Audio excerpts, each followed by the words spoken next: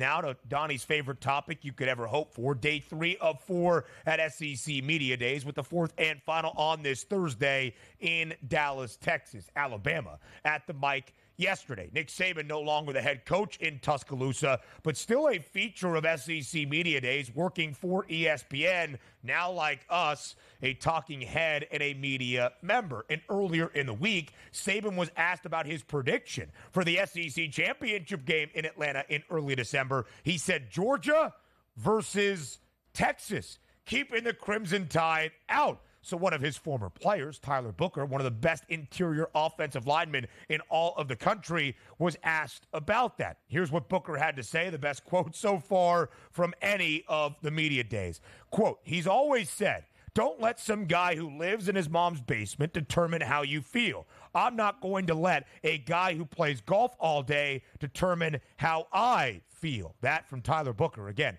one of the best offensive linemen at Alabama, and I think one of the best quotes we have seen so far. That means Nick Saban's probably going to be a very good commentator on the air, where so many times we see, and all the way through, Ben, whether it's an ex-coach or an ex-player for that organization, they sit on a panel and give their objective opinion and always go with the same team that they coach and or played for. Case in point, you watch the All-Star game here. Take a look at David Ortiz. Love David Ortiz. He's hilarious. He's got a great personality. But when you ask him who's going to win the World Series, it's always Boston. I mean, stop the madness at this point. I love this here because it's been very easy for Saban to say, let me just play up to Alabama. Hey, Nick, what do you think? Well, yeah, it's Alabama. It's Alabama every year, and that's what we do here at this point. I love the objectivity here, which also makes Alabama's fan base a little bit angry. And also, Nick Saban is a master motivator. He loves Alabama. You know, him saying that Alabama won't be in the SEC championship game is going to motivate that head coach, that coaching staff, and those players here, basically saying like, oh, he thinks he left. We're not going to be a good, organization anymore over here on this side. I love what Nick Saban do, because deep down, he probably knows Alabama has a good program, what he left and what they brought in here and what type of coach DeBoer can be. But the fact that he just won't give them their kudos to start the season, I love this, man. Good on Saban. Some mind games, perhaps, being a media member, feeding into the rat poison so that Kalen DeBoer can take it and post it on the bulletin board for the Crimson Tide this year. Speaking of Kalen DeBoer, he was speaking at his first ever SEC Media Days. Here's what DeBoer had to say about filling the very large shoes that Nick Saban leaves behind in Tuscaloosa. Just want to say, I know I haven't seen Coach around here, but I do want to first of all, congratulate Coach. I thought it was really cool winning the ESPY the other night, and got a chance to finally, it seemed like every time I got a chance to see the speech, it was just a little blurb. Got to see the whole thing, and just like always, there's something that we've always taken from those speeches, well-deserved with that honor. And then personally, and from, I think on behalf of everyone with Alabama football and the University of Alabama, we appreciate everything Coach has done to make this foundation strong to where we can continue to build on it, continue to help those that are supportive of our program proud, and just appreciate all those years and hard work that's been put into this. A very strong foundation and 17 seasons at Alabama built by Nick Saban. 6 national championships, 7 SEC titles in the last decade. Here are the odds for Kalen DeBoer's first year at Tuscaloosa. 9.5 the win total. The under has the juice. The last time Alabama won under 10 regular season games back in 2010. That was year number 4 of the Saban era at Alabama.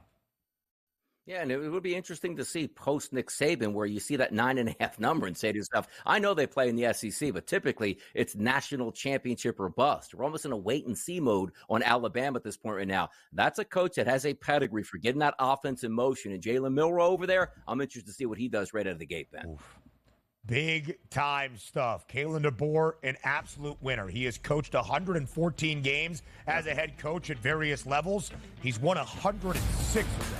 More from SEC Media Days next. Day number 3 of 4 yesterday in Dallas at SEC Media Days. Alabama at the mic with a new head coach in Kalen DeBoer, a new member of the Southeastern Conference, also on display on a Wednesday in the Lone Star State. They're very familiar with that state. That is the Texas Longhorns. Quinn Ewers was there yesterday. Arch Manning was not. Steve Sarkisian was there yesterday, of course, the head coach for Texas. A huge bump into year number 3 last year for the Longhorns, winning the Big 12, their first conference crown in the last 15 years, dating back to 2009, a spot in the college football playoff as well. I said at the beginning of last year, if Arch Manning plays legitimate minutes at the quarterback spot, that means things have gone haywire in Austin, because Quinn Ewers, as high of a rated quarterback prospect as Arch, if not better, is a Heisman frontrunner and needs to command that offense. Donnie, I say the same thing for Texas this year, despite what Sark alluded to yesterday. Asked about his quarterback room in Austin, here's what Steve Sarkisian, the head coach, had to say. Quote, "We're probably going to need both those guys at some point this season," end quote. Donnie, is it just coach speak, or what did you make of Sark's words yesterday? It sounds like coach speak, but let's go back in the annals of, major recruits coming to a university, because Arch Manning was one of those can't miss prospects. You get him on your team, all eyes on the prize, national championships and Heisman's here. Take out like Jimmy Clausen. Remember, he's going to Notre Dame, he's going to win 5 national championships, or Ron Paulus back in the day out of Berwick, Pennsylvania.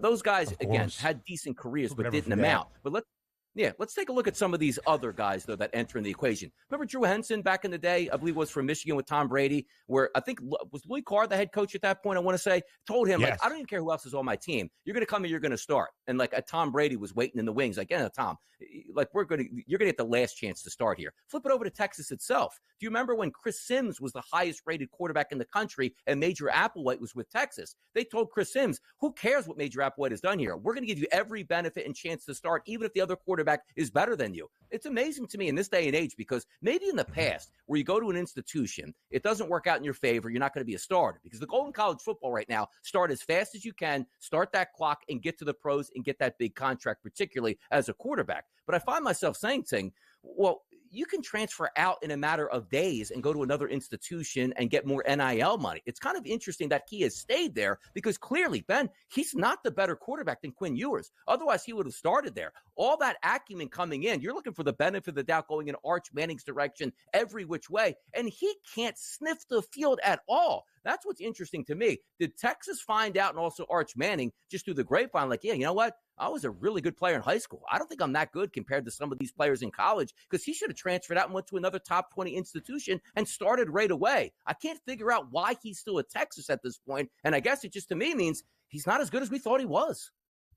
It is surprising, but maybe it's the commitment to take over Texas when Quinn Ewers leaves, which is going to be this year. There was a thought when Arch Manning committed that Ewers having a brilliant 2023 season would allow Quinn Ewers to be a part of the quarterback draft class last year, making that jump to the National Football League. Quinn Ewers stays. It was a slight surprise toward the tail end of the 2023 campaign. Also surprising that Arch Manning did not enter the transfer portal. Iron sharpens iron. Steve Sarkisian did say these guys are best friends.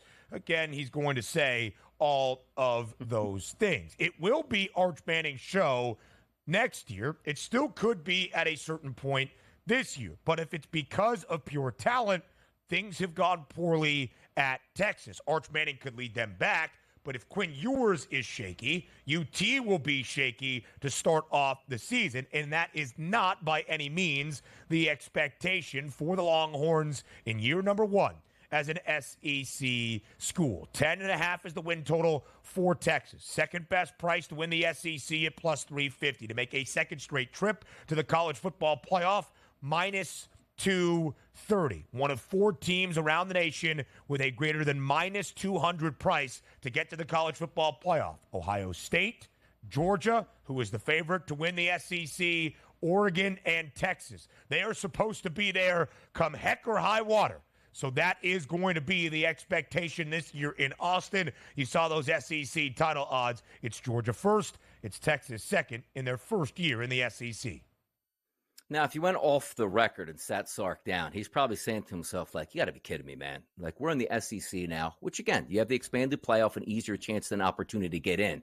But he just stays in the Big 12, man. Is that big fish there? They are in the playoffs every single year. The amount of money he'd make and the accolades he would get from continually getting in there. So respect the institutions for leveling up. But they didn't just level up because they wanted to. They leveled up because they want that money to pile up there for the Texas Longhorns and the new people coming into the SEC. So I get that here. But I am buying in to what Texas has, because I think Ewers, quite frankly, is a very good quarterback, and that's where it starts. And the expectations are extremely high. Why? Because he has been a good quarterback in the past. If he can just stay healthy all the way through, there's no reason to believe that they can't challenge for the SEC championship first year in there and or make the college football playoff. So I'm buying on Texas. I like what I've seen, and also, as Sark says, this is one of the most deepest teams he's been around, and I believe it. There is talent across talent with a great quarterback. That usually means good results in the regular season. They lost A.D. Mitchell and Xavier Worthy to the NFL draft last year, and the wide receiver room somehow might be even better. Isaiah Bond transfers from Alabama to Texas. They get Oregon State's Silas Bolden. They are absolutely stacked offensively. Texas needs to be in the college football playoff, or this year will be considered a disappointment. You know what was funny to me, DRS, about Nick Saban picking Texas and Georgia to be his projected SEC title game? He also said moments before that he didn't really understand the hype of why many thought that Texas would be in contention for an SEC title in its first year. And Nick's not necessarily incorrect. Last year, 2023, was the first Big 12 championship for Texas since 2009. The first time they had won double-digit games in a regular season since that same year of 2009 as well. It's not like they were world beaters in the Big 12, winning 5 of the last 7 titles, and now they make the leap with the big boys in the SEC. There is a lot for Texas to prove in year number 1 in the Southeastern Conference.